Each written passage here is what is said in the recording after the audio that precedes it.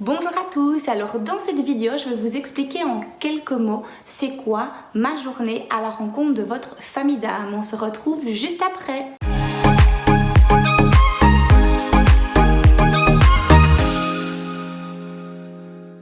Alors, rebonjour. Alors pour toutes celles et ceux qui ne me connaissent pas, juste en quelques mots, je m'appelle Marie Winan et une de mes activités ou casquettes, parce que Dieu sait que j'en ai plusieurs, mais je ne vais pas m'étendre sur le sujet ici, c'est que je suis révélatrice de talent.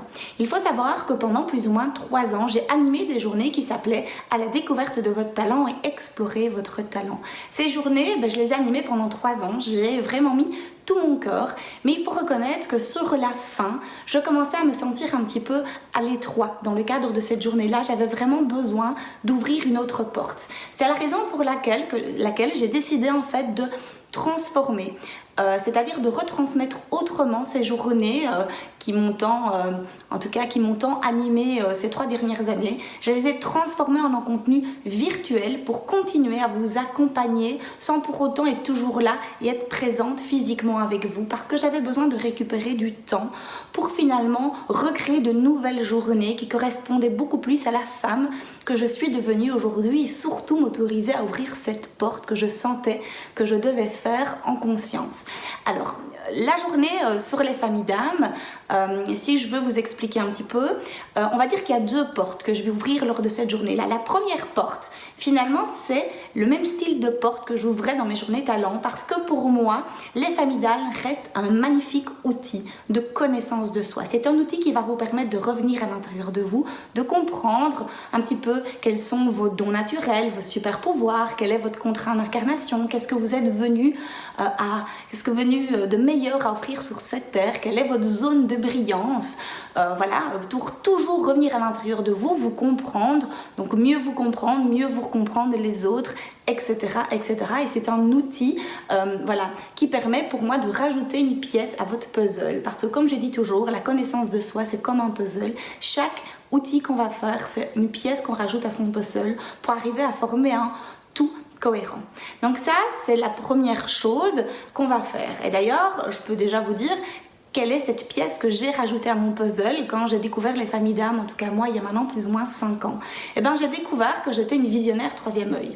Qu'est-ce que ça, moi, ça m'a apporté? Ça a permis de comprendre mes moments de fonctionnement, quelle est un peu ma zone de brillance, mon super pouvoir. Et c'est vrai que, tel un visionnaire 3e œil, j'ai cette capacité et cette facilité, ce don naturel de lire à l'intérieur des gens, de comprendre très facilement leur nature, leur mode de fonctionnement et de les aider à avancer sur leur chemin, tel un éclaireur ou un phare dans la nuit. Donc, toutes ces personnes qui viennent me trouver et qui sont dans une période un petit peu de brouillard ou d'instabilité, je vais être un petit peu ce phare dans la nuit qui va un petit peu dissiper ce brouillard et l'éclairer et rééclairer en tout cas une zone de lui qui a peut-être été étouffée. Et ça, c'est vrai que c'est quelque chose que je fais avec une aisance assez facile et que je fais avec beaucoup de plaisir. Donc le fait de connaître, savoir que j'étais une visionnaire 3e œil m'a encore remis des mots sur finalement quelque chose que je faisais naturellement.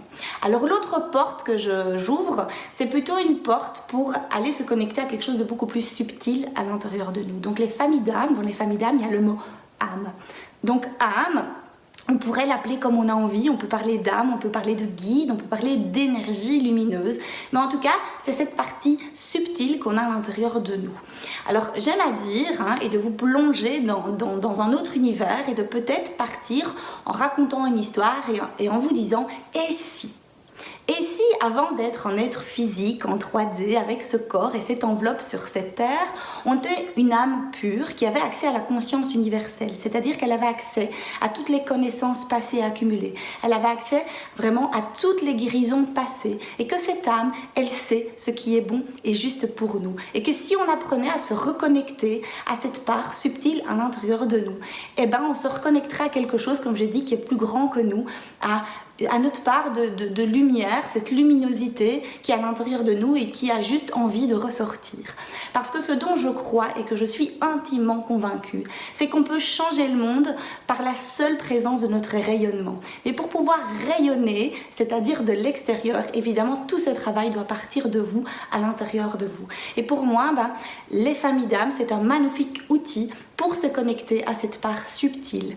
Je pars du principe qu'un petit peu le malheur de notre société, c'est qu'on s'est tous un petit peu amputés de cette âme pure qu'on a à l'intérieur de nous. Et je pense que le monde serait vraiment meilleur si on se reconnectait à elle. Ça m'a aussi appris à ouvrir les yeux et à faire attention à ce qui se passait à l'intérieur de moi, à l'intérieur de mon corps, et que chaque situation dans ma vie, c'est certainement des signes qu'on m'envoie pour me montrer mon chemin. Alors des fois, ces signes peuvent être très positifs, mais aussi ces signes peuvent être très négatifs. C'est clair que si on est sur un mauvais chemin, eh ben, les signes seront assez violents. Et donc ça me permet aussi de réapprendre à revoir ce qui se passe à l'intérieur de moi, de ressentir ce qu'il y a à l'intérieur de moi, de voir ce qui se passe autour de moi, pour pouvoir toujours être à l'écoute finalement de cette petite voix qui sait et qui sait tout à l'intérieur de nous.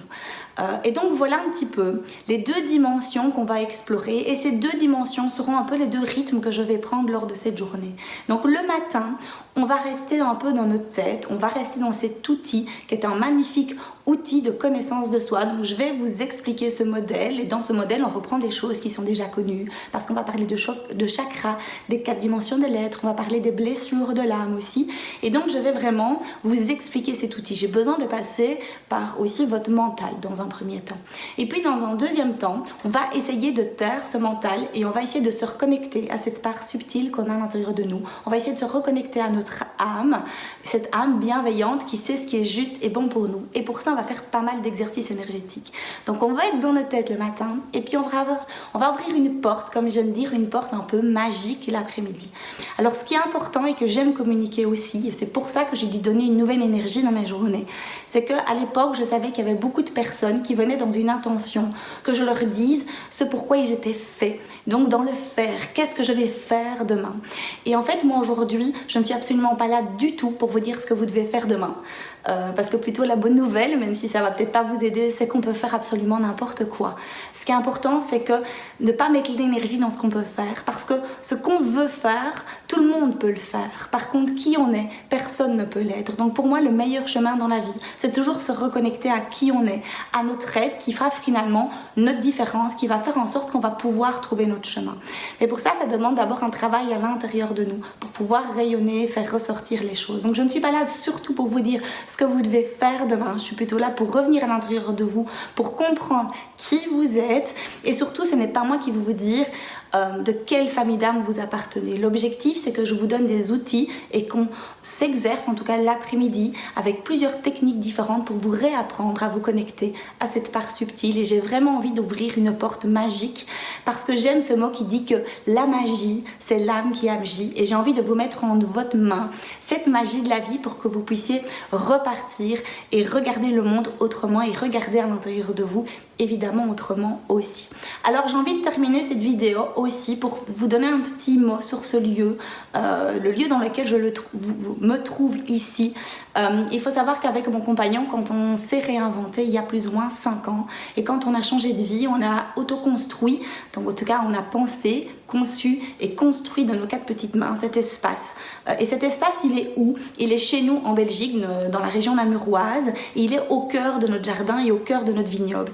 Et ce lieu, il fait partie intégrante de la journée, parce que je pense que les gens qui viennent ici, ils ont besoin de se retrouver dans une bulle protectrice, ils ont besoin de se retrouver, se reconnecter certainement entre eux et être un petit peu hors du temps. Et ce lieu va vous offrir ça, une journée hors du temps, une journée en déconnexion totale, dans un cocon protecteur. Je peux vous garantir qu'on a mis tout notre cœur et toute notre âme dans ce projet, et que tout a été fait, en tout cas dans l'aménagement, pour que vous puissiez vivre une journée en toute sécurité, et que vous puissiez, en tout cas ici, vous ressourcer et vraiment prendre du plaisir lors de cette journée. Alors je conseille toujours de venir habillé de façon très confortable, ne venez pas en talons aiguilles, venez, soyez habillés comme à la maison, limite mettez vos tongs ou mettez vos baskets en hiver, parce que vous pourrez aller vous ressourcer aussi à l'extérieur, peut-être aller marcher dans le vignoble si ça vous dit, pendant les pauses de la journée. Alors sachez aussi que pour toutes celles et ceux qui n'habitent pas en Belgique et qui souhaiteraient suivre cette journée avec moi,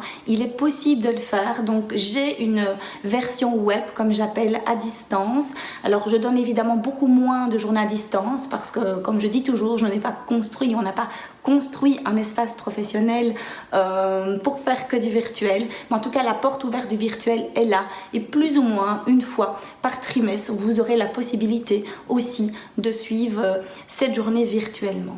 Donc voilà, j'espère que ça vous a permis d'en apprendre un petit peu plus sur cette journée. En tout cas, notre porte, en tout cas de notre espace, de notre lieu, vous est grand ouvert. Et en tout cas, si un jour vous vous sentez appelé et que le cœur vous en dit, bien évidemment, je me ferai un grand plaisir d'ouvrir mon troisième œil pour vous aider et vous éclairer sur votre chemin de vie. Alors, je vous fais plein de bisous et peut-être à bientôt.